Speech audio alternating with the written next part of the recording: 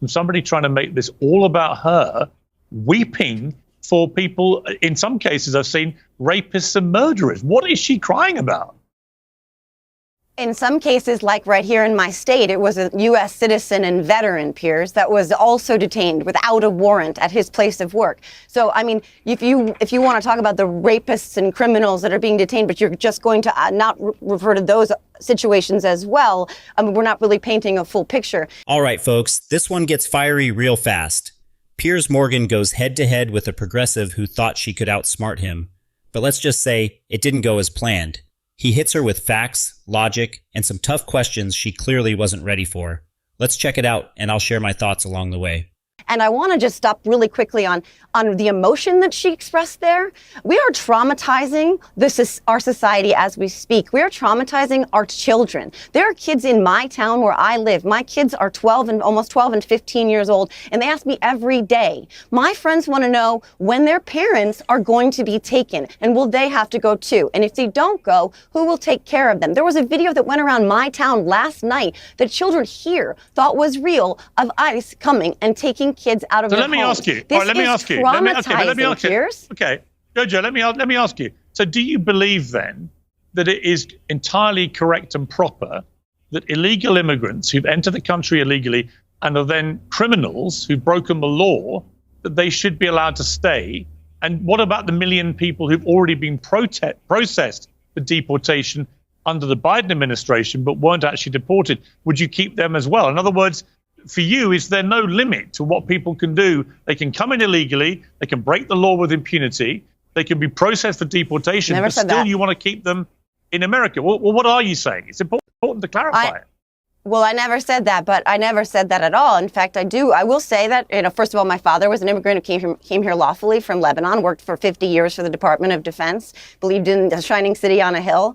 I would also say that if we're going to have that I believe that, by the way, there is much reform to be made to the immigration process in this country. If I were an expert on that, I'd have a very different job. I'm not.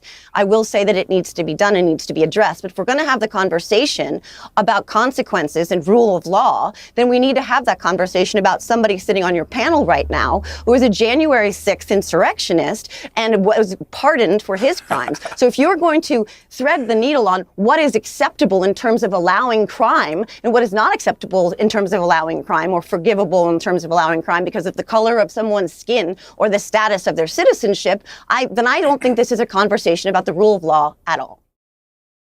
Okay, but just to be clear, because you haven't answered the question, would you let illegal immigrants who break the law Do I think that people should be able to? No, I don't. I don't think anyone should be able to break the law in this country and have no consequences for it. I do think that there are other ways to handle immigration rather than rounding people up in their elementary schools or going to their places of work or showing up at the groves where they're picking the citrus fruit that none of us will pick. And so that whole thing we don't even have half the citrus crops we used to have because no one will pick it. Do I think that they should be able to commit crimes willy-nilly? No, I don't think anybody in this country should be able to do that. But do I think dehumanizing them? Piers Morgan isn't spouting propaganda. He's just pointing out the obvious. Every country needs borders and rules, plain and simple. The left loves to act like the right is saying open borders or nothing, but that's just not true. It's not about hating immigrants, it's about protecting the country and making sure things are done the right way. Sure, immigration might technically be a misdemeanor, but crossing the border illegally still breaks the law. And if you let that slide, it sends the message that rules don't matter. That's a slippery slope for any country. It's not about treating people badly, it's about respecting the process. And yeah, the left always says they don't want violent criminals here either, but then why fight against stronger border security? No one's saying asylum seekers shouldn't be processed, but there's got to be a system in place to make sure the process is fair and safe for everyone. It's not about being heartless, it's about being smart. At the end of the day, Piers is just saying what makes sense. You need rules, you need enforcement, and you need balance. This isn't some extreme, it's basic common sense.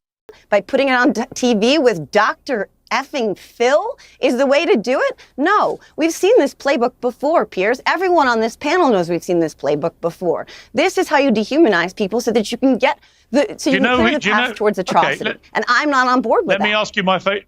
All right, before I go to Brandon to respond, do you know my favorite question for my liberal friends is who was the biggest deporter of them all? Who deported more illegal immigrants than any president in history, pro rata, per year. You're going to say Barack Obama, right? You're going to say Barack Obama. Well, yeah, I'm not saying... Piers Morgan is pointing out something that a lot of people on the left don't like to admit. Barack Obama deported more people than any other president. And while some progressives and left-leaning folks might know this, a lot of them either avoid talking about it or spin it to fit their narrative.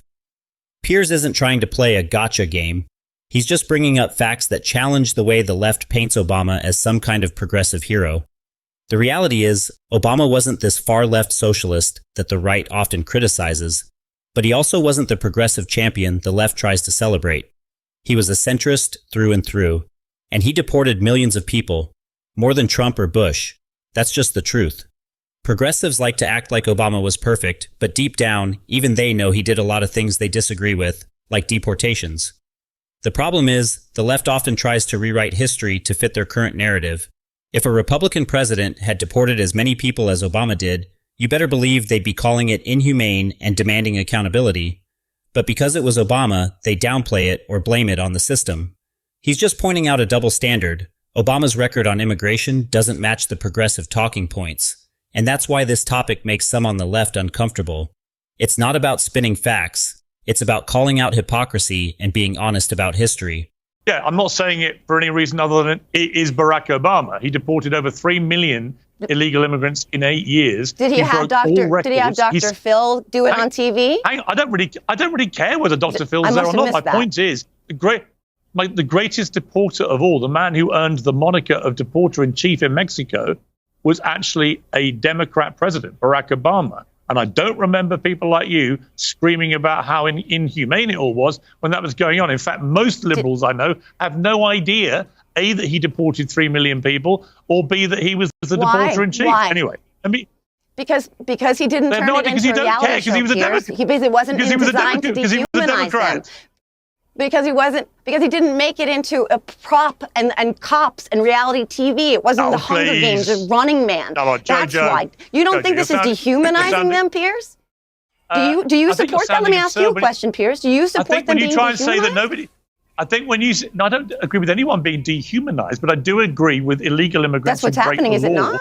In any country being thrown out, yeah. Because, by the way, I have to go through a very vigorous process.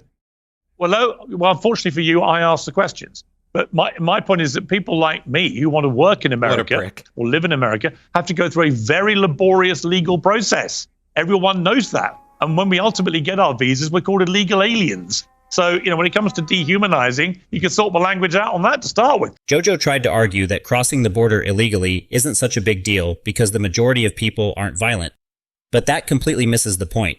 It's not just about violence. It's about the fact that crossing the border illegally is, by definition, breaking the law. Conservatives aren't throwing a fit over nothing. They're asking for laws to be respected and enforced. That's how you maintain order in a country. And comparing illegal border crossings to the January 6th riot? Come on. Those are two entirely different issues, and lumping them together is just a way to distract from the real conversation. Border security isn't about pardoning insurrectionists or anything like that. It's about keeping the country safe, making sure we know who's coming in, and following the rule of law. So do you agree with Jojo's spin here? Or are you with Piers, calling out the lack of accountability when it comes to illegal immigration? Let me know what you think, and don't forget to like and subscribe for more.